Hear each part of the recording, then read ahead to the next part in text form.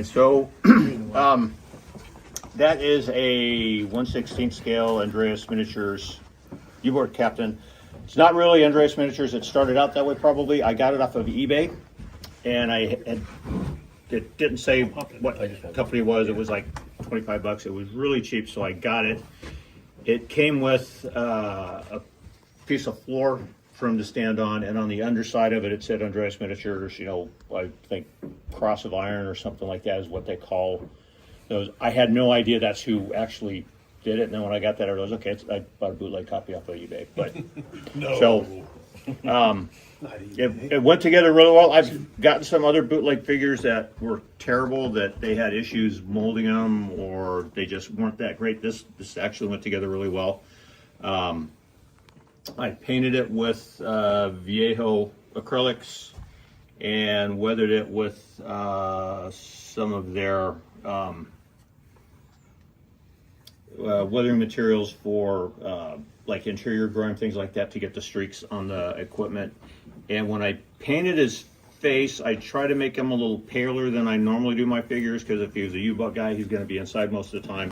And I was really happy with how he came out looking pale but not too white.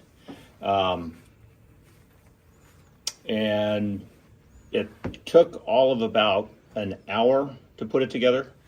There were very few parts. The torso was all one piece. I think the arms were separate, the head was separate, and then the upper part of the periscope, and then the thing he's got his foot on, and that was it.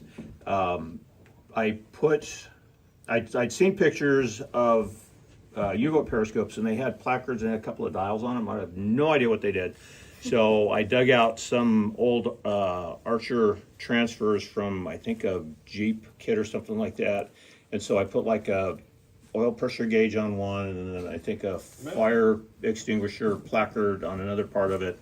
And that was the only things I added to it, which I always build out of the box, so doing anything was like a big deal for me. So, but it went together really nice. I was really happy with how it came out. The only thing I wasn't real sure about was the color of his uniform, because I checked a bunch of sources and I had a couple of books, and I saw everything from green to gray to blue gray to twill green to anything. And then if you look at pictures, half the time when it shows them, especially the captains on the boat, they're wearing civilian clothes and sweaters and stuff like that. So I just got a green color that was similar to one in a book I had, and used that. You can't really go wrong with uniforms, because they took so much beating and such, and no washing, stuff. No like washing. Well, they were made. There were like 17 different shades straight out of the factory, depending on where they were at. Depending on what dyes they used. Yeah.